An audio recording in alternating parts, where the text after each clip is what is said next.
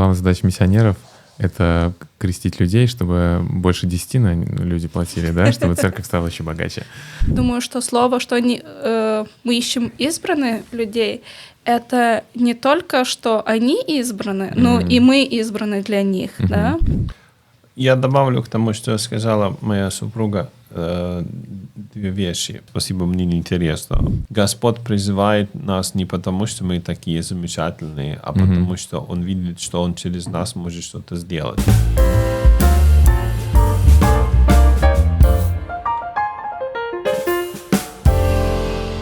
Всем привет!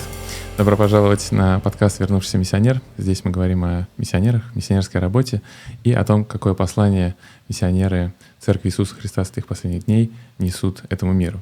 И сегодня у нас особенные гости, ребята, которых призвали служить в качестве президента миссии и супруги президента миссии в Балтийские страны. Это Скайста и Анти. Добро пожаловать! Привет!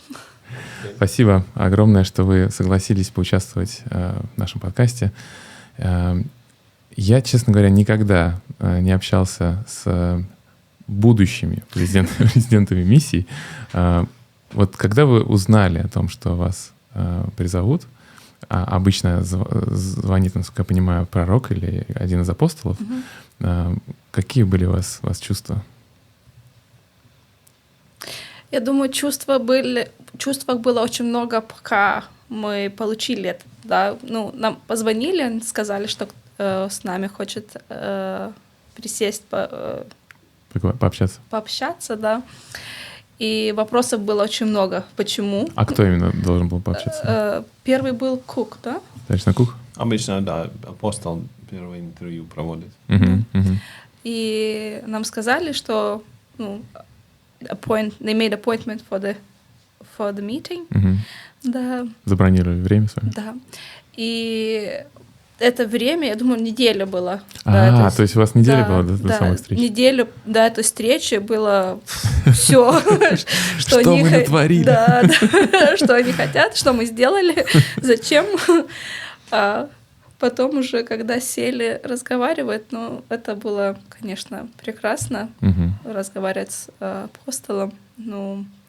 То же самое знать, что Господь доволен, чем мы делаем, и Он хочет, что мы продолжили. Продолжаем? Да, делать и растить. Да. Интересное чувство было, да. Да, это точно, наверняка. Можно добавить, что человек не знает, то есть когда звонит, даже понятно, что es какое-то призвание, но ты не знаешь точно какое, потому что, может быть, они могут, много разных есть призваний в церкви. Вот. И поэтому, когда был первый звонок, был какой-то, наверное, интерес, но я думаю, что мои чувства очень хорошо описал Моисей и Еремия, да, то есть когда первый говорил Господу, что... Они точно знали. Почему? Зачем? Почему я? То есть, что во мне такого выдающегося, что ты вдруг решил меня позвать? А Еремия сказал, что, слушай, я такой молодой, кто меня будет слушать? И и у меня... Я говорить особо толком не умею. И поэтому... вот такое чувство. Когда уже собеседование прошло, они объяснили, зачем они встретились, тогда стало понятно. Но призвание это ты получаешь. Это просто собеседование, что готов ли человек служить, а потом, когда уже звонит член первого президентства, ты тогда уже понимаешь, что зачем это, что он от тебя хочет. Поэтому... это время от первого звонка до второго тоже очень интересно. У нас было два. Первый раз, когда звонили год назад, они не призвали нас. Мы так ослабились, все нормально, все, будем жить спокойно. Купили машину, купили квартиру, и через год они опять позвонили. О, нет. Опять, нет, в принципе, жизнь идет, То есть такой был ложный звонок первый год назад? Нет, это не ложный. Они просто... Кто-то, то есть им кто-то советует людей, они звонят им, они пытаются, потому что человек может сказать, что я сейчас не готов. И были люди, которые говорили, я, в принципе, смогу в таком призвании служить, но там, например, через 2, 3, 4 года. И тогда они говорят, спасибо, мы будем иметь в виду. И тогда они этому человеку могут позвонить через эти 2, 3, 4 года и спросить снова. То есть, и еще готов был бы ты служить. У них есть много кандидатов. Да, они не звонят только этим, которые будут служить. Они звонят много, и тогда уже выбирает которые... По вдохновению. Да, которые нужно сейчас, не нужно или вообще не нужно. Интересная такая внутренняя кухня, о которой, наверное, многие не знают, как призвания, такие более высокие призвания даются в церкви. Хотя, мне кажется, принцип, он похож на любые призвания, да, в церкви. Что нет такого, что один человек молится, и у него в голове сразу фамилия возникает человека, которого надо призвать. Что это на самом деле процесс, и процесс достаточно интересный, захватывающий. И здорово, что вы оказались вот в этом процессе замешаны. Да. Мы вас... Еще посмотрим. Куда вы вляпались, да? Вопрос еще один. Какие страны входят в Балтийскую миссию, чтобы вот нам немножечко побольше узнать? Прибалтика, Литва, Латвия и Эстония. На данный момент. Да. Была Белоруссия, все знаем, это поменялось. Так сейчас 3 страны. А офис миссии находится в какой стране? В Риге. В Латвии. То есть вы будете переезжать в Латвию? Скорее всего, да. Да, и у вас, получается, начинается миссия когда? 1 июля. 1 июля. Окей, здорово. А вы знаете, сколько сейчас миссионеров служит в Балтийской миссии? Приблизительно. Нет, не знаю. Да, интересно. И получается, что язык там в каждой стране свой, и такой общий язык, это получается английский, да, между странами, или русский тоже? Тут в каждой стране по-разному, потому что в каждой стране по-разному, потому что в каждой стране есть, совсем понятно, что есть 3 государственных языка, и в каждой стране свой, но есть меньшинства национальные. В Литве самое большое меньшинство — это польское. То есть польский язык, он тоже присутствует. А второе, то есть русскоговорящее меньшинство, оно второе по численности. А в Латвии и в Эстонии у них есть также шведскоговорящее меньшинство, русскоговорящее больше. А в Латвии у них русскоговорящее этническое меньшинство, оно самое многочисленное.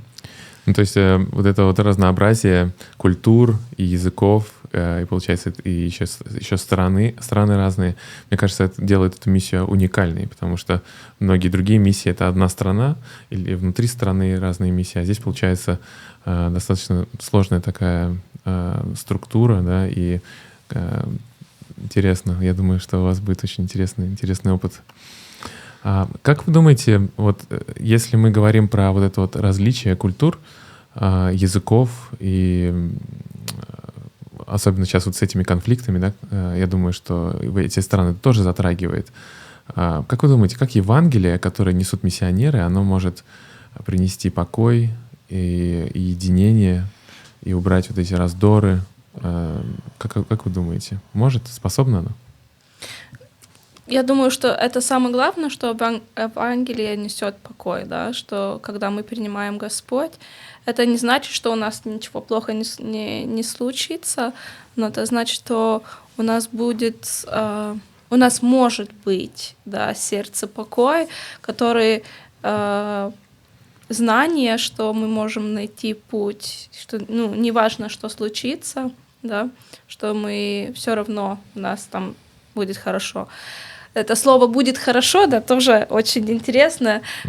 Мы, когда думаем, что все будет хорошо, значит, что будем жить спокойно, хорошо, у нас все будет достаточно, но члены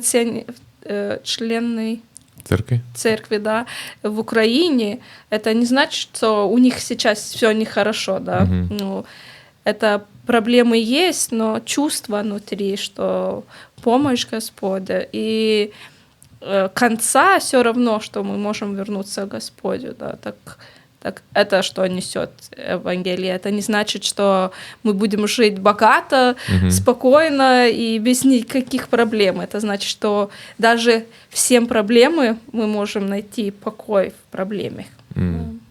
Да, точно. Знаете, какие у тебя мысли? Мне нравится очень в книге Мормона, там есть такой момент, когда люди, они познали Христа, и они после этого, там написано, что они себя перестали видеть принадлежащими в первую очередь какой-то стране или какому-то государству или народу, а они себя стали видеть в первую очередь принадлежащими к народу Христа. Да. Вот. И сказано, что у них после этого все конфликты между собой прекратились, потому что они в первую очередь в друг друге видели таких же детей Бога, как они сами. И это, в принципе, та, как это назвать, перспектива, которую дает Евангелие. То есть мы в людях, независимо от того, в какой части мира они живут, мы в первую очередь видим детей Бога. И если у нас такой подход, тогда, естественно, мы не захотим ни с кем конфликтовать, воевать и какой-то причинять кому-то ущерб. Потому что, как я могу хотеть причинить какой-то ущерб человеку, который такой же, как я, дитя Бога, то есть, получается, в какой-то степени мой брат или сестра. И мы в церкви используем такую терминологию. Поэтому я думаю, что, конечно, Евангелие, оно может помочь людям сблизиться, помочь людям, как это сказать, преодолеть какие-то, может быть, внутренние разногласия, но потому что мы в первую очередь ставим Христа. Да, мне кажется, что в Новом Завете, когда ученики шли проповедовать, они с этим тоже очень часто сталкивались, да, особенно когда они пошли к язычникам, и когда вот эта вот разность культур, языков, мне кажется, там в Новом Завете прям вот очень-очень ярко вот это вот смешение традиций с верой, которая прям до наших дней дошла, да, и те люди, которые не смогли начертать имя Христа, да, как Анди сказал, на своем сердце, и сделать его более высоким, стать его народом, да, те, к сожалению, взяли, просто смешали христианство со своими традициями и как бы продолжали жить вот в таком комфортном мире, как вот Скай сказал, да. Это на самом деле опасная такая вещь, когда мы берем просто вот в этот свой пузырь, который нам комфортный, чуть-чуть от Бога статуэтку какую-то, да, ей поклоняемся. По сути, это и есть идолопоклонство, да, потому что в этом нет Бога. Бог, Он тебя хочет, наоборот, вытащить из твоего пузыря. Вернее, чтобы ты сам вытащил себя из этого пузыря. Как вы думаете по поводу вот того, что Спаситель сказал, что мир, он вытаскивает людей из трущоб, а Христос, да, или Бог, Он учит человека правильным принципам, и человек сам вытаскивает себя из трущоб. Как вот миссионеры помогают со своим посланием людям, чтобы они сами меняли свою жизнь, вместо того, чтобы менять их жизнь за них? Я думаю, что в мире, да, когда мы смотрим, как мы можем, как люди видят, что провести хорошее время, релакс, да. Расслабиться. Да, это все забирает free choice. Свобода выбора? Да, свобода выбора. Что наркотики, алкоголь, там все остальное, что мир видит релакс, это отдых. Ну, это не только отдых, это больше, да, что когда они хотят забрать веселье, все самое веселое. Step aside from their own life, right? To find the place where they feel good and kind of step out from itself. And all that takes away the free will. It takes away everything what we want to do. We just go in the path which starts taking us. Господь наоборот. Он хочет, что мы сами выбрали. Он хочет, что это было наше решение, и что мы сами каждый шаг ходили, потому что тогда мы стоим уверенно. Потому что там на этот путь, да, где понесло, там и ушли. А потом открываю глаза, говорю, нет, здесь мне не нравится. Это не моя вина, да, это просто так случилось.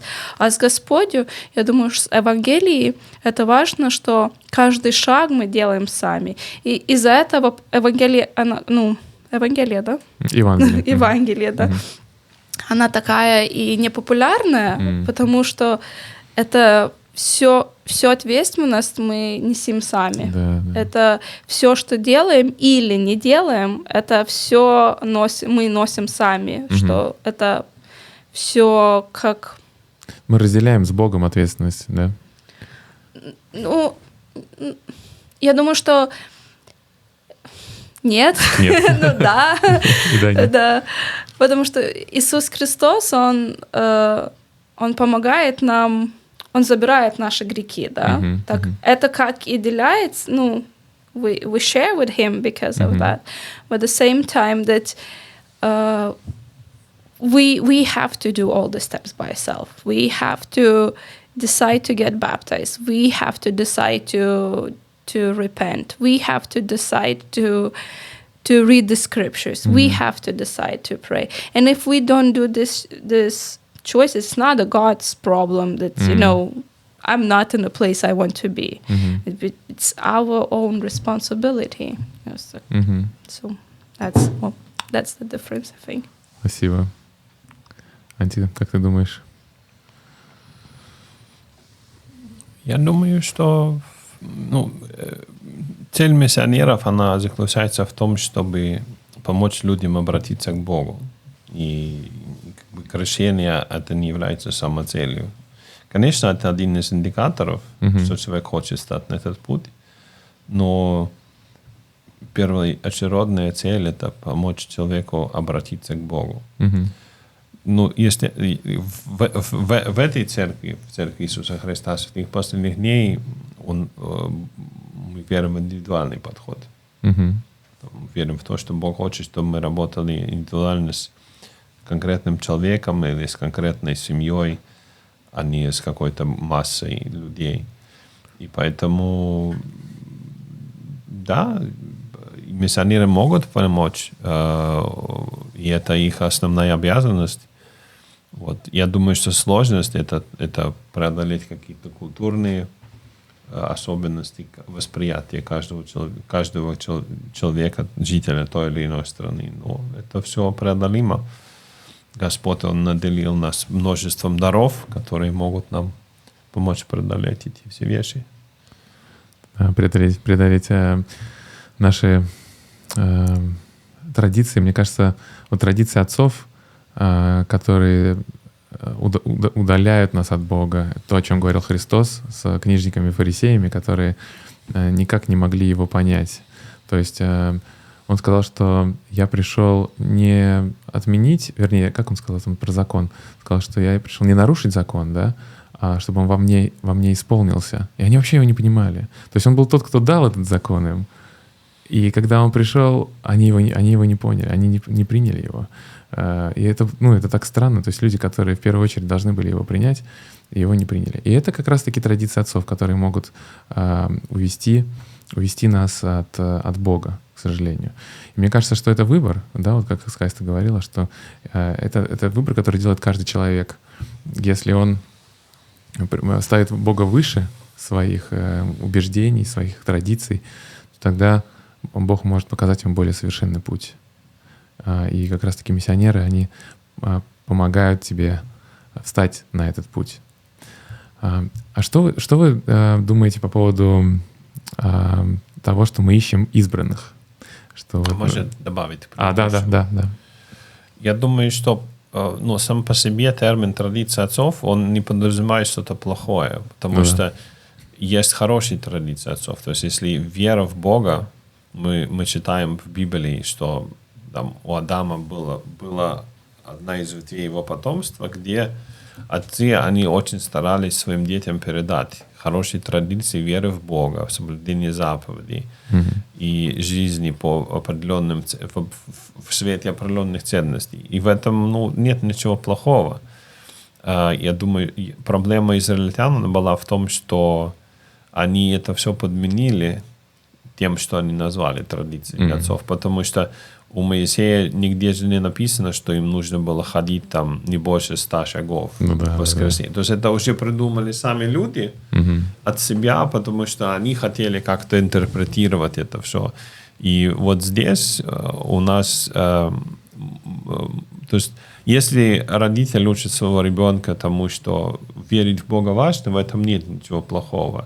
Но если родитель, он начинает учить ребенка тому, что для веры в Бога тебе там нужно, я не знаю, вставать с правой ноги или еще что-то. Это уже... То есть, если это не написано в Писаниях или в законе Бога, то тогда как бы мы уже от себя что-то придумали. Да. Но если Бог это сказал, что, например, я хочу, чтобы вы светили день субботний, это как бы требование от него. А когда мы начинаем добавлять, что светить день субботний, это нужно делать то, и не нужно делать то.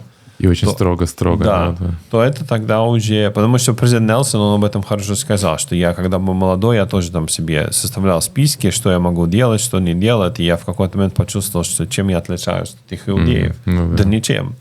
Потому что я как фарисей. То есть, это я могу. А сейчас он говорит, я задаю себе вопрос, какой знак своим действием этим я посылаю Господу? То есть это действительно ли этим я показываю ему, что я освящаю день субботний или нет? И я думаю, что вот это очень важный момент, потому что здесь можно перегнуть палку в другую сторону, сказать, что нам тогда ничему не нужно наших детей учить, что это традиция отцов, пусть они сами находят свой путь. Но это тоже, это не то, как Бог хочет. Бог, Он говорит, что вы, как родители, обязаны учить своих детей истине, которую вы знаете.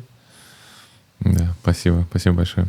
Да, я ни в коем случае не хотел сказать, что прям все традиции плохие, потому что действительно есть семейные традиции хорошие.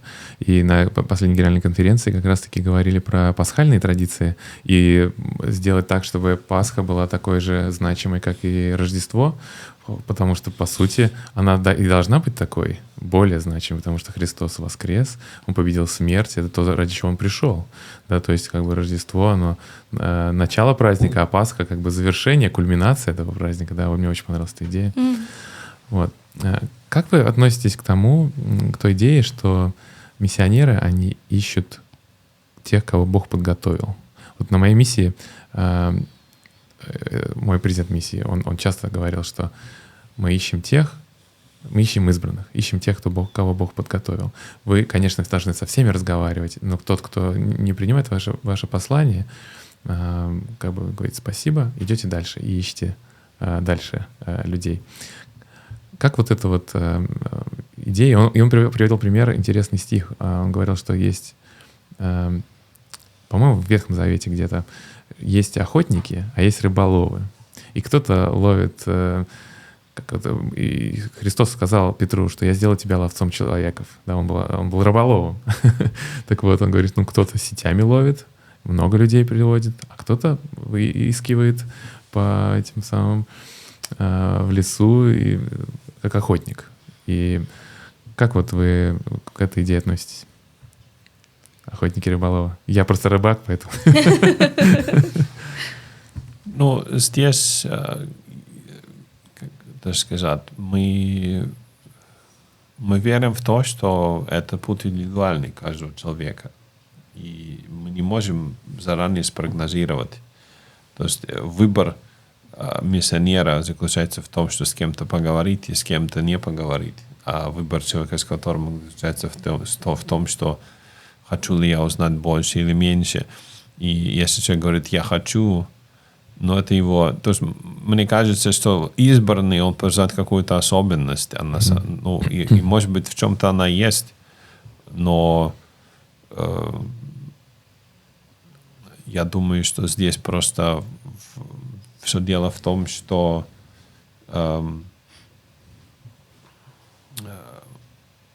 на чем сейчас человек сосредоточен. И это тоже очень сложно спрогнозировать, потому что есть такая история очень интересная. Я лично знал этих двух людей, поэтому знаю этих двух людей, поэтому могу ее рассказать, что одна девушка, она шла из собрания, и шла по дороге и увидела, что лежит этот самый человек пьяный. Он лежал, значит, там при дороге, потому что он был не в состоянии идти уже. И она так на него посмотрела, и она ему говорит: вот ты тут лежишь, а за тебя Христос пострадал. И ушла.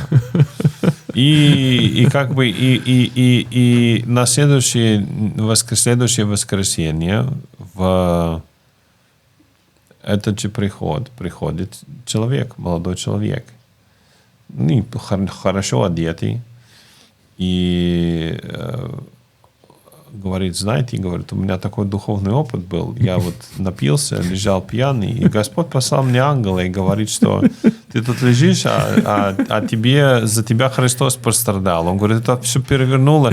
И даже вот в моем вот этом алкогольном опьянении это перевернуло полностью мою жизнь. И я понял, что надо что-то менять. Но как я могу? И эта фраза, она говорит, я особо не помню там детали, как человек был одет. Но я очень хорошо запомнил эти слова. Они так в моем сердце отпечатались. И говорит, я вот пришел, потому что хочу что-то поменять, сам не знаю что. И эта девушка, она сидит, и у нее лицо красное, потому что она знает, что это она сказала ему. Он ее не узнал, да? Нет, он сказал, что ангел какой-то был. То есть он не узнал ее, но смысл этого послания в том, что вот что-то его зацепило. И это наша основная цель, как миссионеров. То есть мы пытаемся людей каким-то образом помочь ему понять, что это очень важно. Мой напарник на миссии первый, он был американец сам, но у него была такая фраза, которая очень многих людей останавливала. То есть мы тоже говорили, там, мы члены церкви, миссионеры, хотим поделиться с вами Евангелием. И люди, когда отвечали, спасибо, мне неинтересно, он им говорил, очень жаль. И они такие, подожди, что значит очень жаль? Говорит, мне, говорит, очень жаль, что вам не интересно. Потом говорит, почему? И обычно, даже если они потом отказывались, но, по крайней мере, это нам давало шанс поговорить с ними больше. И кто-то, он через это, у него был больше интерес. Он говорил, подожди, если тебе жаль, может быть, давай тогда... То есть были такие люди, давай встретимся, ты расскажи тогда больше нам. Вот. И смысл в том, что Христос сказал, что мои овцы знают мой голос. И наша задача просто этот голос Господа передавать людям. И те, кто захочет, они узнают, послушают этот голос и будут следовать за ним. И я еще думала, у нас была очень хорошая возможность услышать, как миссионеры призывают, да? Что это нет просто какой-то листок, и вот там нужно эти 5, там это, там нужно 5, что апостолы, они каждого миссионера смотрят и каждому лично дают место, где он должен служить. И я думаю, что слово, что мы ищем избранных людей, это не только, что они избраны, но и мы избраны для них, да? Потому что с одним, даже уже много лет в церкви, да, и есть миссионеры, с которым, или члены церкви, да, есть с которым мы дружим и можем найти путь, который помогает нам расти, а другие просто там, да? Так, я знаю, что каждый миссионер может приезжать в миссии только для одного человека, да, он должен, может быть, это член церкви, или неактивный, или новый человек, да, но каждый у нас может быть даже только один человек, для которого мы должны быть особенно там, особенно время. Так, говорить, что мы ищем избранные, это не только они избраны, да, но и мы, просто это должно, пазл, да, должно идти вместе друг с другом. То есть, получается, Бог, Он как такой ведущий оркестра, который говорит разным людям, которые играют на разных инструментах, что им нужно, какую партию им нужно играть, в какой момент вступать. И мы, может быть, не разбираемся во всех партиях и не умеем играть на всех инструментах, да, но мы как бы надеемся, что люди, которые рядом с нами, они сделают свою часть. И интересно, что главное, чтобы вот дирижер знал, что он делает, да? Потому что я тоже замечал, бывало на миссии спустя только года, оглядываясь назад, что я мог быть инструментом в руках Бога и мог кому-то помочь, а в тот момент я даже и не подозревал об этом. Вот. И бывали такие встречи, которые прям вау, я ради этого человека сюда приехал и мог каким-то образом ему помочь, поддержать его. Или он меня мог поддержать. Потому что это же обоюдный процесс, как ты сказала. Да, иногда мы даже не чувствуем, что мы повлияли в жизни. Вот какая-то девочка, да, она не знала. Потом она узнала. Да. У нас есть друзья, у них есть бизнес, где они продают всякие продукты. И я пришла что-то там покупать, и она говорит: ой, вы, мормоны, такие хорошие люди. Во-первых, я не думала, что она знает, потому что это не близкие друзья, но это больше знакомые. Больше не знала, что она знает, что мы ходим в церкви.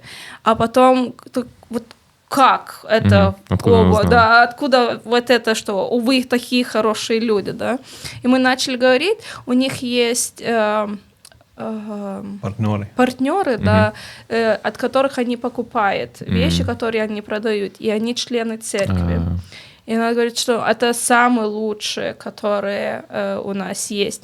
И эти люди, они Штатов, может быть, они никогда не узнают, как сильно они повлияли, да, но это уже шаг. Или другой раз мы куда-то летели, люди сели рядом с нами, они смотрят, говорят: а вы члены церкви? Говорю: да. Как они узнали? Да, о чем вы?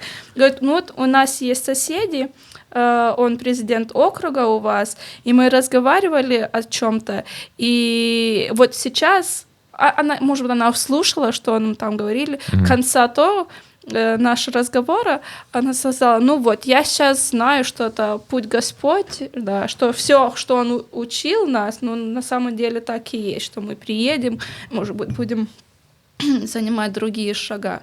Так все, что мы делаем, это или с кем-то встречаемся, или для кого мы приехали, да, в миссию или служим в приходе, это не значит, что мы увидим результат. Сразу. Да, может быть, вообще не увидим, да. Но это Господь, Он знает, кому надо просто играть with the bell, да, и это кому-то изменит жизнь. Да, это точно. Спасибо. Здесь важный момент еще один, это то, что Господь, ему не только результат важен, но и процесс. И одна из вещей, которые нам озвучили, это то, что я очень благодарен за это, потому что это в моем восприятии находится. Была такая фраза, что Господь призывает нас не потому, что мы такие замечательные, а потому что Он видит, что Он через нас может что-то сделать. То есть, может быть, у нас есть какие-то навыки или еще что-то, которые он может использовать. И мы часто, то есть, когда миссионер едет на миссию, основная, мне кажется, ошибка заключается в том, что он себе ставит цели, что вот это будет мой результат, и только если я вот этого добьюсь, тогда я успешен. Но а если он не добьется, значит ли это, что он не успешен? Если он, например, самого себя привел к Богу гораздо ближе, это что, разве не успех? Успех? Или если он помог своему напарнику прийти к Богу? У меня есть хороший знакомый, который приехал на миссию, и он, как бы не до конца понимал, зачем. И вот он на миссии понял, он стал служить очень активно, пытался найти людей, и он в первую очередь самого себя привел к пониманию того, что для него важна религия, для него важно личное отношение с Иисусом Христом. И это обращение человека на миссии. То есть он самого себя обратил. И это уже успех для него лично. Может быть, для кого-то другого это не такой большой успех, но для него лично это является успехом. Если мы найдем еще кого-то попутно, замечательно. Мне очень нравится эта идея, потому что кто-то может подумать, что главная задача миссионеров — это крестить людей, чтобы больше 10 люди платили, да, чтобы церковь стала еще богаче. Мне кажется даже, что 10 на самом деле нужна больше нам, потому что мы учимся жертвовать, мы учимся довольствоваться как бы меньшим, да, и мы учимся отдавать другим людям, вот. Так что такая идея, честно говоря, не знаю, почему люди об этом думают, вот. Хорошо, и следующий тогда вопрос, или, вернее, пожелание. Вот те люди, те ребята, которые, или родители, которые воспитывают детей и готовят их к миссии. Кто-то вот спросил у Гордона Би Хинкли, что нужно, чтобы подготовить детей к миссии. Он сказал: научить их ладить с людьми и готовить. Вот я знаю, что миссионеры разные приезжают на миссию. Как вот, что вы об этом думаете, об этом наставлении пророка? Я думаю, что очень важно, что дети знали ожидания, да, что и учение, и зачем, почему это важно. Еще важно видеть пример тоже родителей. А как их приготовить? Думаю, если дети поймут, что служение миссии это поможет им, это не только отдать Богу 2 года или там 1,5, да, но это что приготовить себя на семейную жизнь, и приготовить себя на служение переходе, приготовить найти себя, в общем, да, это очень хороший путь, когда ты можешь вообще, я бы сказала, найти себя, да, и будет. Так, если детям дома будешь говорить, что ты поедешь в миссию, и все, это один вопрос. Если ты с ним общаешься и даешь ему понятие, почему это важно, почему пророк хочет это, как тебе это полезно, это другой опыт. И когда он поедет в миссию, ему будет другой опыт. Explanation is the key. Объяснение. Да, я думаю. Мне кажется, для ваших детей это так здорово, что вы сейчас можете вместе с ними служить, окружить их миссионерами со всех сторон, и они смогут почувствовать вообще изнутри, увидеть изнутри вот эту кухню миссионерскую. Потому что многие, кстати, которые ребята едут на миссию, они говорят, что главным вдохновителем для них были миссионеры, в первую очередь, потому что мы с ними проводили много времени, они такие веселые, они жизнерадостные, Евангелие явно приносит им счастье. И я тоже хотел узнать, как это Евангелие может приносить счастье, поэтому решил поехать. Я добавлю к тому, что сказала моя супруга, 2 вещи. Первое — это то, что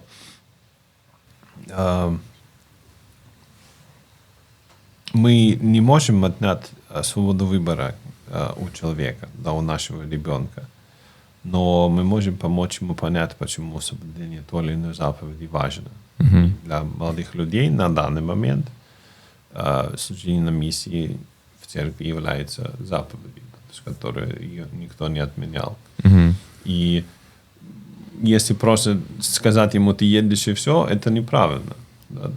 Это не помогает человеку понять, почему, как и с другими заповедями. То есть, путь сатаны ты должен соблюдать, потому что я сказал. Да. И мы знаем, что Бог отверг этот путь. Но в то же самое время, как и со всеми любыми другими вещами, то есть мы ребенку объясняем, почему ему важно ходить в школу, мы ребенку объясняем, почему важно одеваться тепло, мы ребенку объясняем, почему важно, например, если мы верующие люди, ходить в воскресенье в приход и служить людям в течение недели в призвании. И то же самое с миссией. То есть если мы это делаем ребенку в течение всей его жизни, а не только когда ему наступило 18 лет, мы ему даем такой сюрприз. Ты знаешь, вот у Бога для тебя есть новая заповедь. Садись, сейчас мы скажем, откуда дети берутся. Да. У Бога для тебя есть новая заповедь, ты должен вот все бросить, всю свою жизнь ставить и готовиться. То есть это тогда будет большой проблемой, потому что ребенок, то есть он не поймет, почему. То есть откуда это взялось, то есть почему мне раньше об этом не сказали. А другая ошибка, которую многие люди совершают, они говорят, что пусть он сам выберет. Да. Но мы понимаем, что если ребенку скажет, хочешь ли ты ходить в школу, естественно, он не будет делать вещи, которые с его точки зрения кажутся тяжелыми, или они с его точки зрения кажутся, что для меня это большая жизнь. Это так не только ребенок, это любой человек. То есть если два выбора есть у нас, мы, естественно, всегда будем выбирать, наверное, то, что полегче. Потому что, зачем я буду делать то, что сложнее, если я могу выбрать то, что полегче, и там достичь того же результата. И важно понимать еще то, что дети, они в их возрасте и в 18-летнем возрасте подростки, они еще... То есть они не могут просчитать последствия все. Да? То есть если я сейчас пойду, например, учиться, или пойду на миссию, или еще что-то выберу, то есть какие у меня будут последствия. Им очень сложно это понять, потому что у них еще недостаточно опыта жизненного для этого. И поэтому пророки, они как раз и говорят, что статистика, не статистика, а есть такое замечательное выступление «Круги возвышения», что все начинается с первоначального общества, то есть и дети, которые ходят в первоначальное общество, потом кто ходит в семинарию, и из тех, кто ходит в семинарию, такой-то процент едет на миссию, потом из тех, кто едет на миссию, такой-то процент, они заключают брак, и из них тоже есть статистика, что такой-то процент эти браки, они... остаются крепкими. Да, потому что человек, он получил определенные навыки на миссии, которые ему потом помогают в всей его жизни. И он их в другом месте не способен получить, потому что навык того, что тебе нужно научиться жить с человеком, который совершенно чужой, ты никогда его не знал до своей миссии. Тебе нужно научиться с ним не то, что жить, а тебе нужно с ним научиться вместе работать, достигать определенных целей. Это навык, который невозможно приобрести. То есть либо тогда его нужно приобретать уже во время совместной жизни с каким-то другим человеком, либо ты можешь его попробовать приобрести заранее. И если это подростку объяснить правильно, то это тоже ему может помочь обрести желание поехать на миссию. То есть мы не просто говорим, что ты должен ехать, потому что Бог так сказал. Мы объясняем, почему это ему поможет, почему это важно, какие он может получить от этого благословения. И это, опять-таки, не значит, что миссия будет совершенна.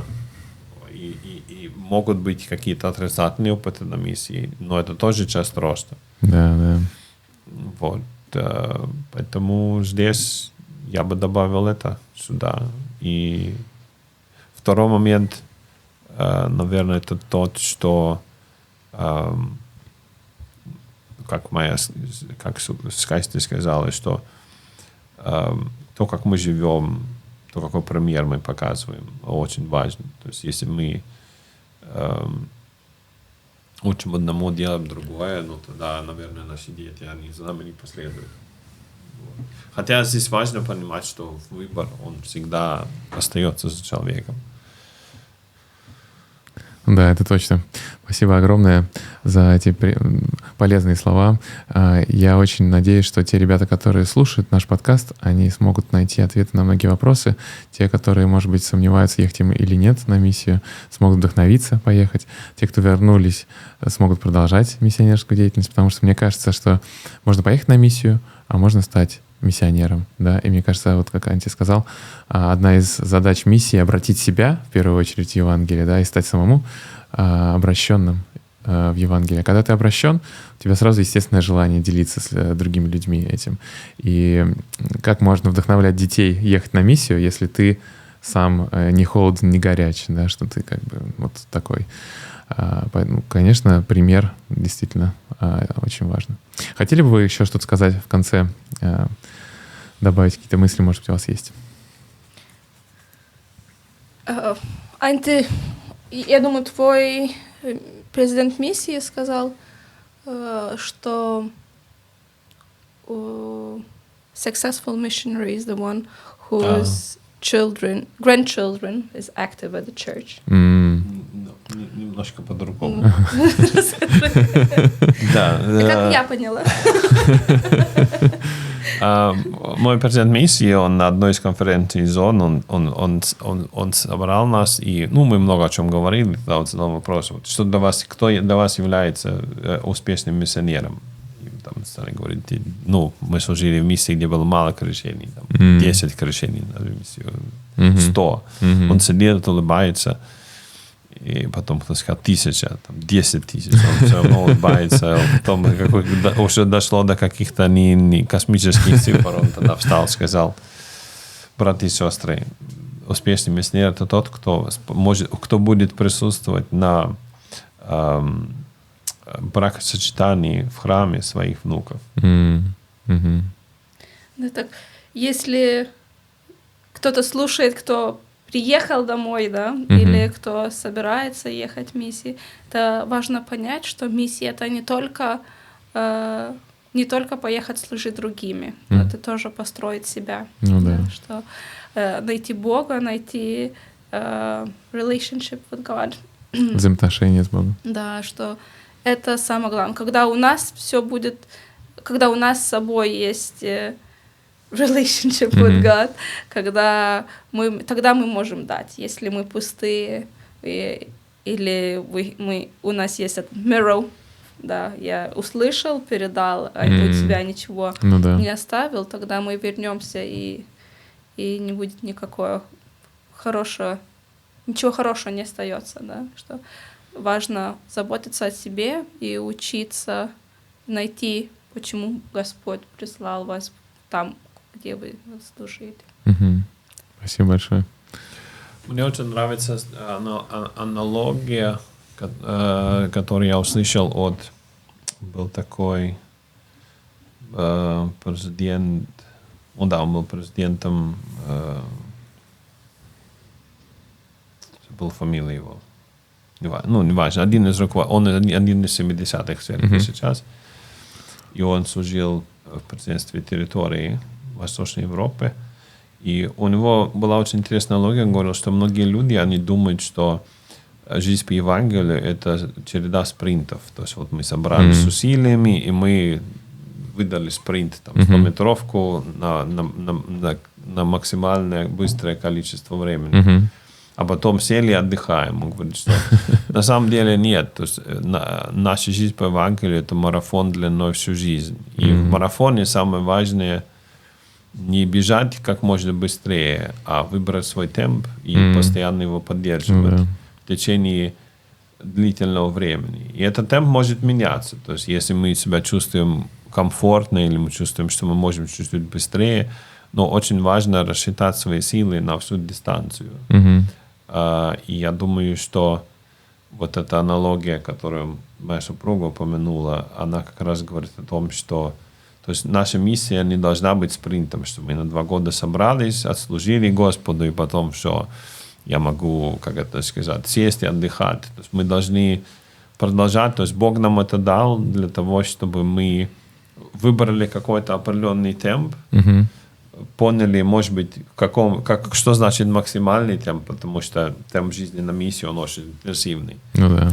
И после этого, вернувшись домой, мы продолжали двигаться к конечной цели, но, может быть, уже в своем каком-то темпе. И важно его выстроить с Господом. То есть, чтобы не было такого, что ты все бросил после миссии и, как это сказать, почиваешь на лаврах только. Да. Вот, что я вот отслужил, теперь я могу заниматься тем, чем я хочу.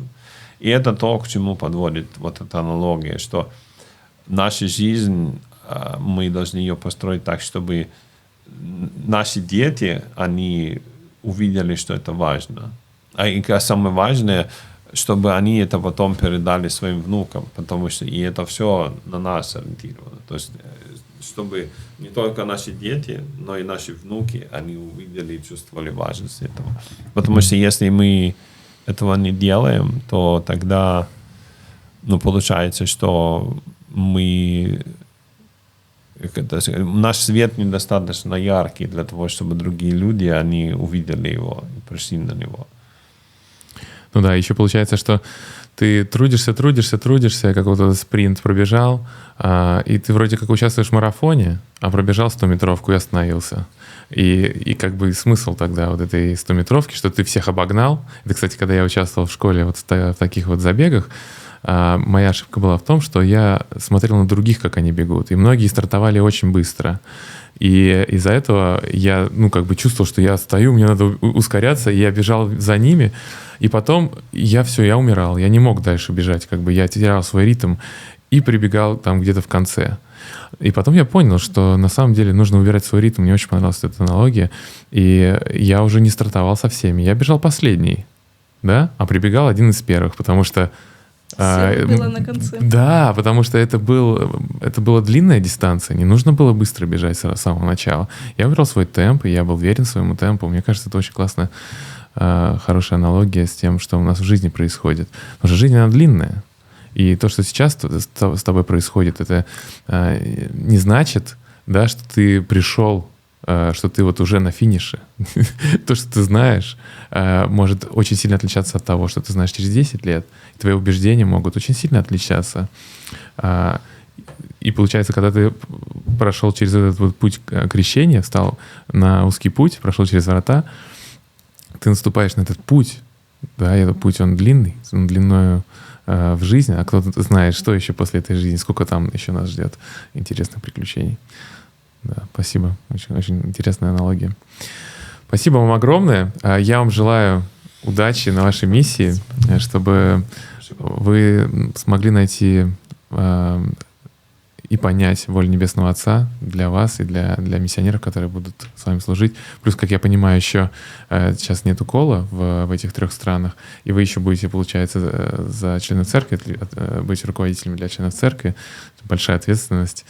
И вот я желаю вам духовного служения, чтобы Святой Дух вас направлял, и чтобы вы получали удовольствие от этого, и чтобы вашим детям тоже это понравилось. Спасибо. Спасибо вам огромное. Спасибо. Давайте попрощаемся со зрителями вот в ту камеру, скажем им всего хорошего. Пока. Пока-пока.